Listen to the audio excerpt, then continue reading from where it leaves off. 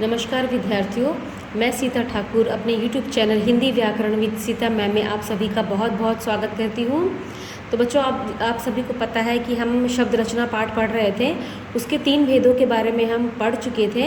अब यहाँ हमारे पास चौथा भेद है। हमारा शब्द रचना का जो है वो चौथा भेद है, वह है अर्थ के आधार पर शब्द भेद। ठीक है, तो यहाँ पर अर्थ के आधार पर भी बच्चों शब्द के भेद किए गए हैं। पहला है आपका एकार्थी शब्द, दूसरा है अनेकार्थी शब्द, फिर तीसरा है पर्यायवाची शब्द और अंत में ये है विलोम शब्द। तो बच्चों, अर्थ के आधार पर जो है शब्द के ये 4 भेद बताए गए हैं और इन सभी के बारे में हम एक एक करके पढ़ेंगे। तो हमारा पहला है एकार्थी शब्द। तो बच्चों, एकार्थी जैसे कि ये स्वयं में प्रतीत हो रहा है कि एक अर्थ देने वाला शब्द। तो इसकी क्या परिभाषा है एकार्थी की, हम आगे पढ़ते हैं। जिन शब्दों का केवल एक ही अर्थ होता है उन्हें एकार्थी शब्द कहा जाता है। ठीक है, जैसे बच्चों एकार्थी की जो ये परिभाषा दी गई है, इसी से ये स्पष्ट हो रहा है एक आर्थी ये अपने नाम में ही सक्षम है अपनी परिभाषा देने के लिए। ठीक है, कि एक आर्थी यानी कि ऐसा शब्द जो केवल एक ही अर्थ, जिसका केवल एक ही अर्थ हो, तो उन्हें एकार्थी शब्द कहते हैं। जैसे मंत्री, मंत्री शब्द ऐसा हुआ जो सिर्फ एक ही, जिसका एक ही अर्थ होता है। वैसे ही दूसरा उदाहरण है अध्यापक का। ठीक है, तो एकार्थी शब्द ये ऐसा शब्द है जिसका केवल एक ही अर्थ होता है, एक ही मतलब होता है। ठीक है, अगला हमारा है अनेकार्थी शब्द। अनेकार्थी ये भी अपने इस शब्द से ही पता लग रहा है अनेक आर्थी, यानी कि अनेक अर्थ देने वाला शब्द। तो देखते हैं इसकी परिभाषा क्या है। हिंदी में ऐसे अनेक शब्द हैं जिनके एक से अधिक अर्थ होते हैं। तो बच्चों, हिंदी में ऐसे बहुत सारे शब्द हैं जिनके सिर्फ एक अर्थ नहीं होते, जिनके बहुत से अर्थ होते हैं। इसीलिए इसे कहा जाता है अनेकार्थी शब्द, यानी कि ऐसे शब्द जिनके बहुत सारे अर्थ हो। यहाँ कुछ उदाहरण है बच्चों, जैसे अपेक्षा।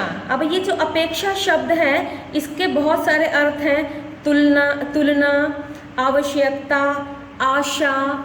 ठीक है, अगला है अंक।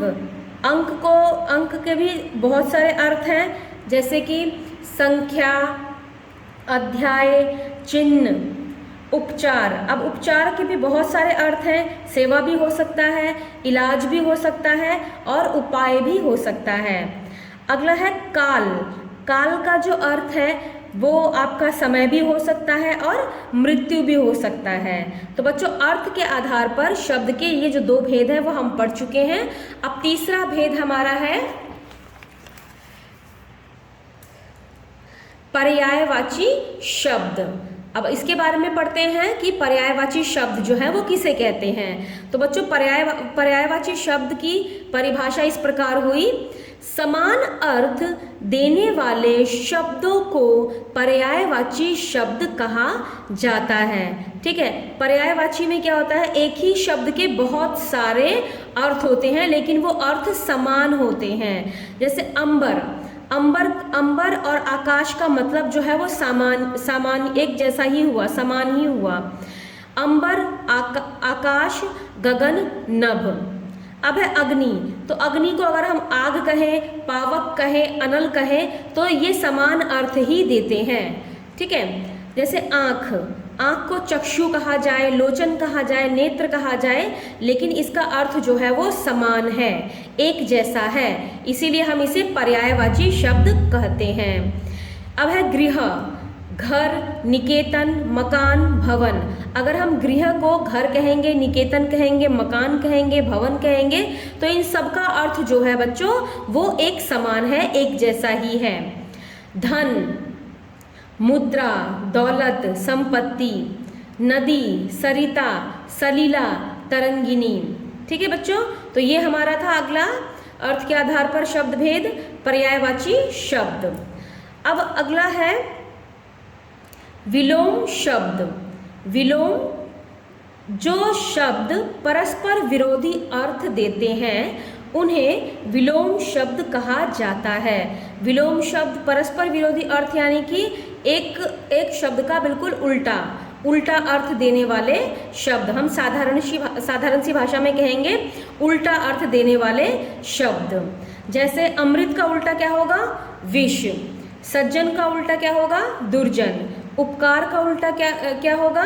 अपकार। आदर का विलोम क्या होगा? निरादर। इच्छा का उल्टा अनिच्छा। दुर्लभ का सुलभ। तो बच्चों इस प्रकार हमने अर्थ के आधार पर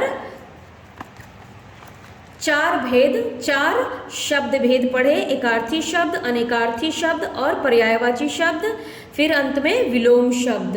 तो बच्चों आशा करती हूँ कि इस वीडियो में आपको शब्द रचना के आधार पर जो हमारा चौथा भेद था वो आपको अच्छी तरीके से समझ में आ गया हो। ओके बच्चों, धन्यवाद।